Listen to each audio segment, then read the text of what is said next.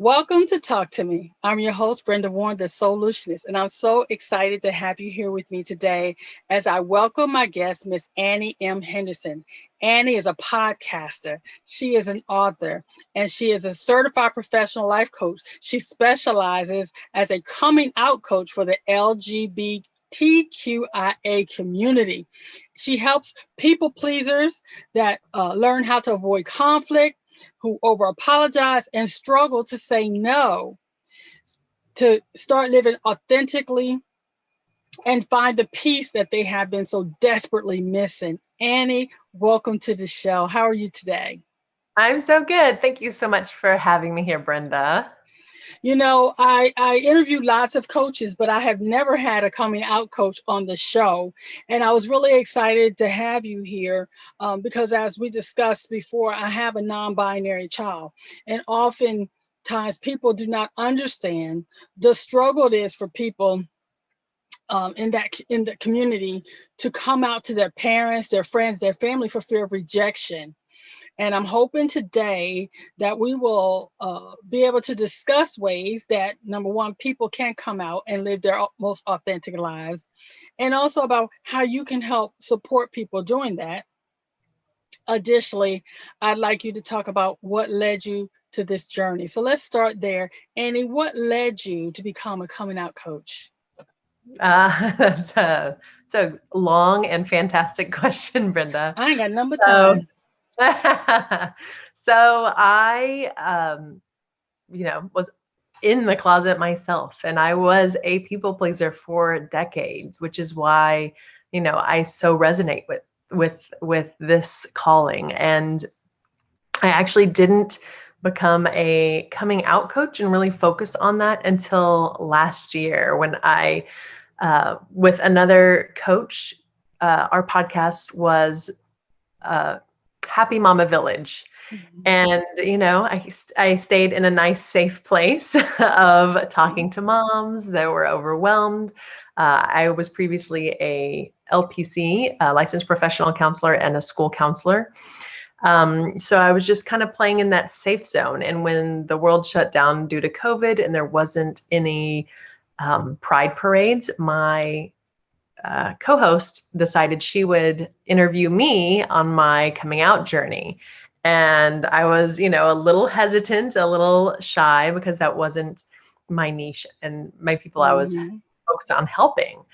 And she did it, and we put it out there, and right away I had some people contact me. Now, it's still a very sensitive topic. So it's not something that you blast in the comments so everyone can see. Mhm. It's usually I'm going to come and slide in your DMs and ask you some questions. And the interesting thing was these weren't people that identify with the LGBTQIA identity. These were actually parents, right? Mhm. Because like you said, um, uh, it's not necessarily something that everyone can just go out there and talk about. There's a lot of coming out in their own sense for parents and Mhm. for relatives, because then they get to come out in a sense to their church and their family and their own parents. And there's this whole process that they have to go to. So that's when I realized, okay,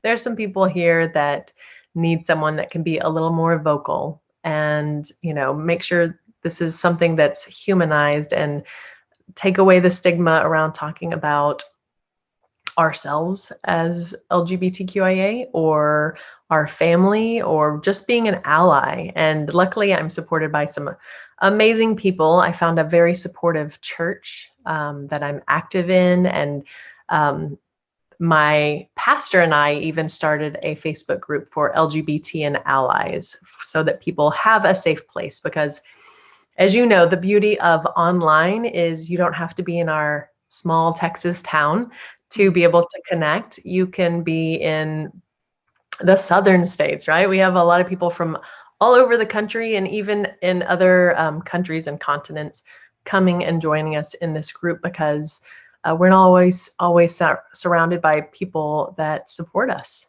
So just And being in that space. And you said something that caught my attention, um, because I think you would have been very helpful for me when my own child came out as non-binary, because I did not have anyone that was there to help me navigate friends, family, the church. And we had so many people turn against us. I wasn't prepared for the backlash of my child deciding to live their authentic life as the person they believe they were born to be. And it's very now I am determined to make sure that those people that see my Alex as a valuable person does not uh, discount Alex, because once they find out Alex is non-binary, all of a sudden Alex becomes a non-person. So as a coach, when you said you help parents, so you don't just coach the teens and the young adults and the adults that are ready to live their authentic lives as the person they believe they are. You also help the parents, friends, and family navigate that space as well. Can you talk Yes, about yes. that? Yeah, exactly. So, um, as I was saying before, one of the people that had reached out to me, her daughter had not even just come out, right? Because sometimes, just like it takes us to come out, maybe months, years, decades, right? I Mm-hmm. have some clients that are in their 40s, 50s, 60s that are still working on living authentically. But our parents sometimes, they're not always awesome like you, Brenda, where they get it from day one. Sometimes it takes themselves years to process and grapple with.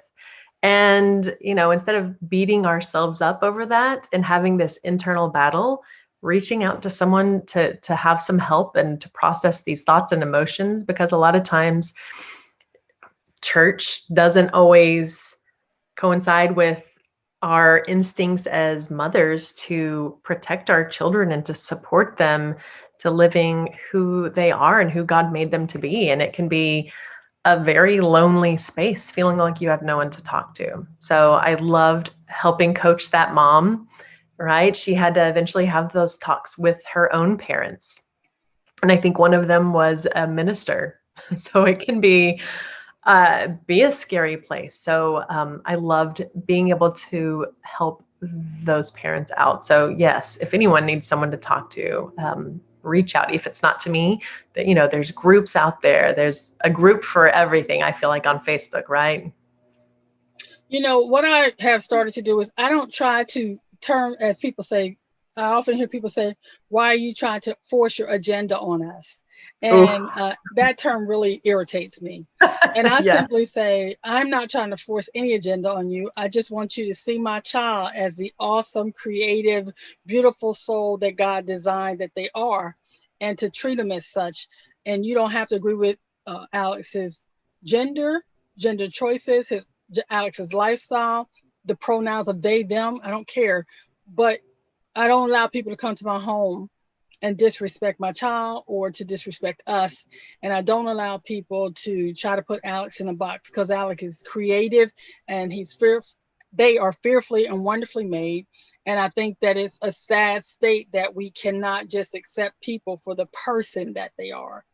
So when right. you coach Mhm. So when you're coaching families, how do you help them navigate through the trauma of the child who's dealing with their own coming out per se, and then the family member that has to deal with society's shame and Mhm. shunning during this difficult time when that child is trying to find out, or an adult, because I've known some of the people that are coming out are not just teens. It's like you say, I had a friend recently, 58 years old, that came out for the first time, and I was shocked, but I was like, okay, but the truth is, when I look back, you know how you say you can connect the dots going backwards? Yes. I've always seen it. But Uh-huh. we just chose to go, that's just the way they are. So now they're navigating everybody seeing them in light of who they say they are today. Right. Is there one thing, even, or one thing we can say as allies to help support people in that journey? Ooh. So my favorite suggestion to make is, in terms of being an ally, is and this can be scary for some people, especially depending on where you live. But my suggestion for allies is to post something, right? Something that I'm an ally if you ever need someone to talk to. I'm here to support, because a lot of times people don't know. We might assume that everyone thinks or knows that we're allies or we feel a certain way. But, when a lot of our posts are blasts from people that don't agree Mm-hmm. or feel a certain way, they probably just lump us in with everyone else. So to be that leader, and a lot of times when someone sees us saying something like that as I'm an ally, then we might give other people permission to stand up and say, ah, yeah, me too. And just we might catch someone's eye that day that they can reach out to us and have someone to talk to. So simply being a little more vocal. It doesn't mean you need to walk in a parade or do anything. It can be as simple as every once in a while just say, oh, I'm here, or you post something, or you share something that might not even be yours, right? So I think doing that little step can mean a lot and can give other people permission to follow suit and do the same. I was raised a Christian, so my beliefs have always been told that everything that what my child has told me was a sin and not right. And I recently had someone say, "Well, how can you justify Alex being non-binary?" I said, "I don't, and I don't have to." And Yeah. I reminded them that I don't have a heaven or a hell to put Alex in, and Alex's walk with God is Alex's walk with God, and that if they would take that same path, I believe that they could find a way to just love Alex for Alex and not get caught up in all the stuff that does not concern them. And I was wondering, how do you deal with that as a coach with people that say, I can't accept this child because I'm a Christian, or I'm a this, or I'm a that, or whatever? Do you ever deal with Yeah. that in your coaching practice? Oh, yeah. So there's a lot of religious trauma out there, right? And it's the sad thing is there's a lot of Christians pushing people away from God instead of embracing and welcoming and then having them a safe place to do their own journey, right? We're not responsible for other people's walk. So one of the things, as I mentioned that Facebook group earlier, I figured that having a straight pastor in there that is affirming, that is available, and we don't just have one. I started it with my pastor. There's a good handful of pastors in there, there to hold space and answer questions and say, but I thought in the Bible it says this. And they, as people who have studied the word and translations and know all of that and more about context than a lot of us were just raised and domesticated in a certain way where we were told how it is by people who haven't necessarily studied. Some of them are just, they heard it from their parents and from their parents, that kind of thing. So I think instead of just digging our heels in, asking and reaching out to other people and hearing different versions instead of, oh, this is, I guess, the way it has to be. So just questioning what's our responsibility as Christians, right? What's our responsibility? Is it to push people away by condemning them, or is it to embrace them and show them what we actually want to be and appear like as Christians? To show the love of Christ. Yeah, When it can you, be simple. it's really simple. Show the love of Yeah, Christ without judgment, and to simply let that each individual that has their walk out their soul salvation with God themselves, even if we don't agree with it. And that's the path I've chosen. Everybody won't take that path. I do understand that, and that's okay too, because I have learned through this process to agree to disagree without being disagreeable. yeah, When love it. when you counsel, say you've come across in your coaching a parent that just says, I don't care what you say, I don't care what your coaching is, I'm never going to accept this child. Have you been able to help some of the kids or adults or just the people you coach in general through that trauma of being rejected by family? Yeah. So those kind of parents aren't usually the ones that want to talk to me.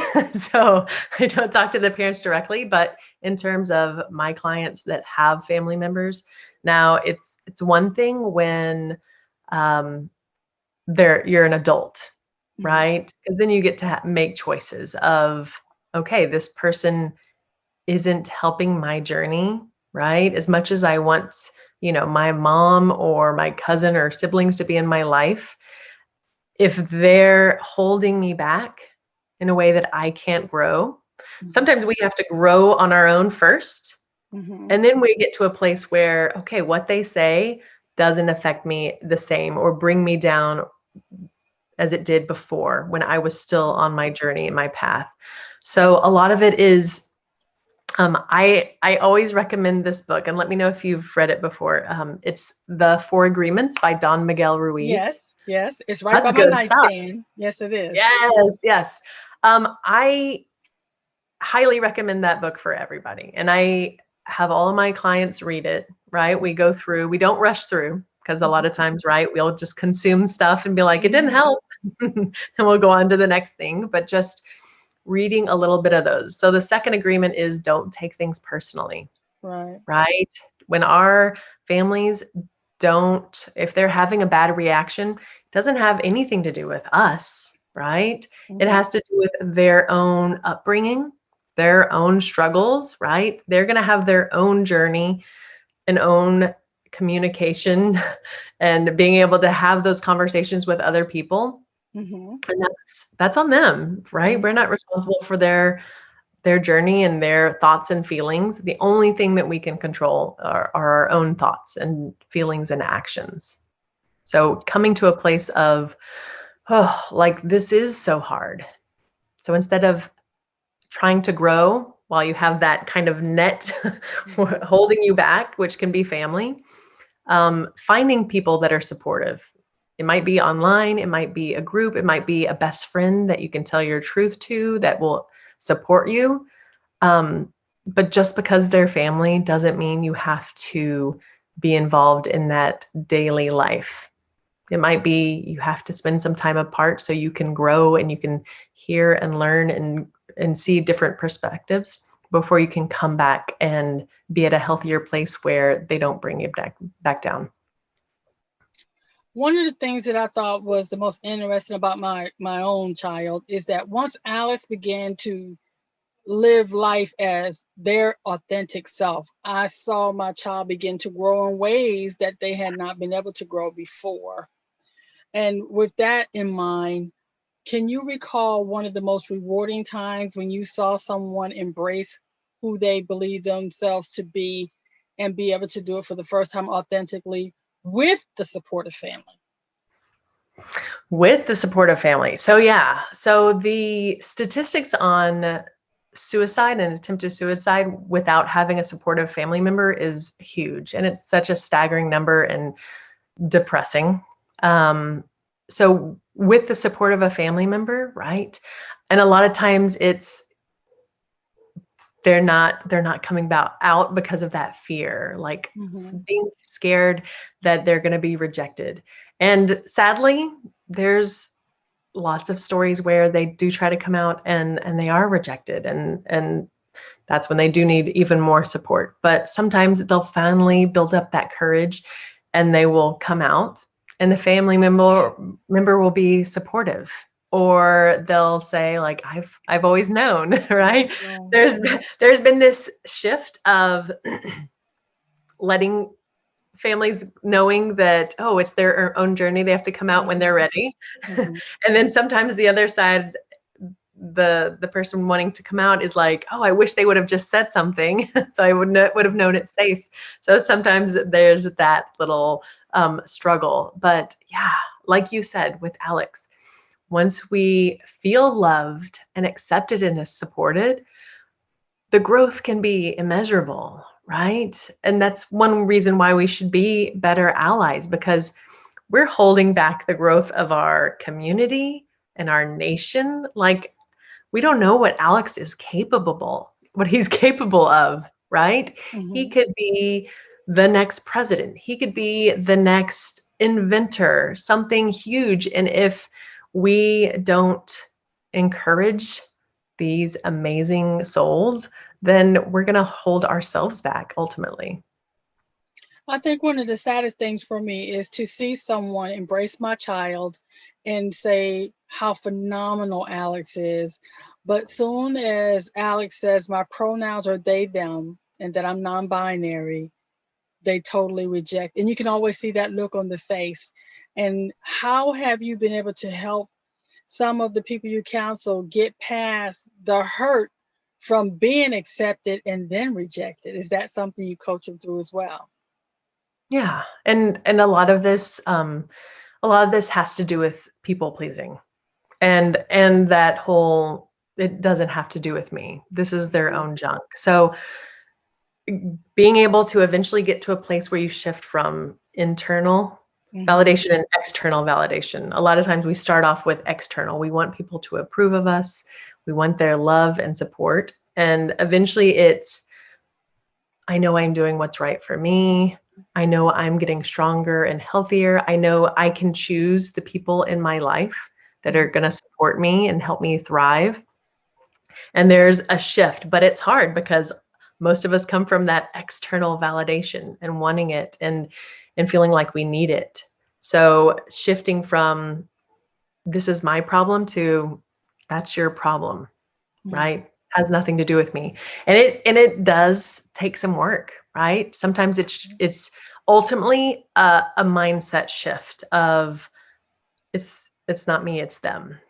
But it does take building up that your own kind of support group and people that Is there an age limit to your support group? the support group, it's on Facebook. So I guess whatever age that is. I Mhm. know we have like some 18-year-olds in there. Okay. So I think, yeah, I don't know what the limit is on Facebook, but I don't think we would turn anyone away from the Okay. group, right? It's a judgment-free space where you ask questions. Nothing bad's going on in there, so Mhm. it's not like we need to prevent people. There are a few questions to answer Okay. coming in just to make sure everyone's on the safe page, right? It's not a Right. place to come and start some drama. And of course, if anyone has questions, they can ask me before hopping in, or if you hop in and it's not right for you, you can hop back out. Yeah. Now I know you have the two Facebook accounts. You have one. They both serve different needs. Could you tell me what need each Facebook group serves? Sure. The one I've been mentioning is the LGBT and allies group. And that's great for maybe some of that religious trauma. Hmm. It's a mixture of Christians and non-Christians. Okay. So there's no, you have to be this or that. It's come and be supported, a place where you can Okay. share your story, or a lot of people join and then just kind of sit back and Mhm. watch and feel supported just by being in a safe place where there's conversations that are healthy. Um, Okay. the other group is for people pleasers. So a Mhm. lot, a lot of my clients are both. Okay. They've been people pleasing, which leads to staying in the closet a long time. Mhm. So that group's for people pleasing. You don't have to be LGBT plus to be in that group. It's just for people that do struggle to say no, right? They can say yes to everyone else and overcommit, but not say yes to themselves and self-care. People that over apologize and struggle Mhm. with sorry syndrome and saying sorry even when it doesn't even make sense. And people that avoid conflict. So if any of those sound like you, that would be a great group to join. Same thing, just click on the link and then answer just a few questions to make sure it's the right place for you. So these are free services and not a subscription-based Facebook platform. Correct, correct. It's just a free place to ask questions, get support, catch some live videos, and sometimes hop on maybe a Zoom call. Okay. Now you also have a website, and what will they find at your website? Sure. So the website is anniemhenderson.com, and there you can find some articles I've written, maybe some media. Um, at the bottom, there's Hmm. my Instagram and my TikTok. So if anybody's on TikTok, I definitely talk a lot about people pleasing and the LGBTQIA community there. If you've ever been hesitant about joining, right? If it's about some setting some good boundaries and maybe you soak up and you're an empath and it's not so good for you, but Hmm. it's just I'm too old to be on TikTok. Not true. There's some amazing people on there. There's pastors, there's life coaches, there's beekeepers I watched this morning. So it can be good, wholesome stuff. Just depends, right? What you click on and what you watch. So you can click on my link, my Coming Out Loved and Supported podcast. There's, you can go check that out. So just a lot of good stuff, a little bit more about, I guess, my story. Annie, if someone was right now, they're watching this and they're going, I really want to live my life as my most authentic self, what advice would you give them? Yeah, first off, I'd say it's never too late, right? You don't have to be miserable enough. The thing with people pleasers is we can make anything work. I was married for 7 years and it was fine. And to everyone, it looked fine. But internally, it was not healthy. And on TikTok, someone had asked for me to talk about the guilt that comes along with it. So guilt's kind of natural with moms, also with people pleasers, right? We always fear hurting people or upsetting someone. So the guilt, when actually putting ourselves first, is going to be magnified. And when it comes to people who are in a situation like I was, where I was married, but I was in the closet, there's that guilt of, oh, we should stay together for the kids, or I don't want to hurt my ex.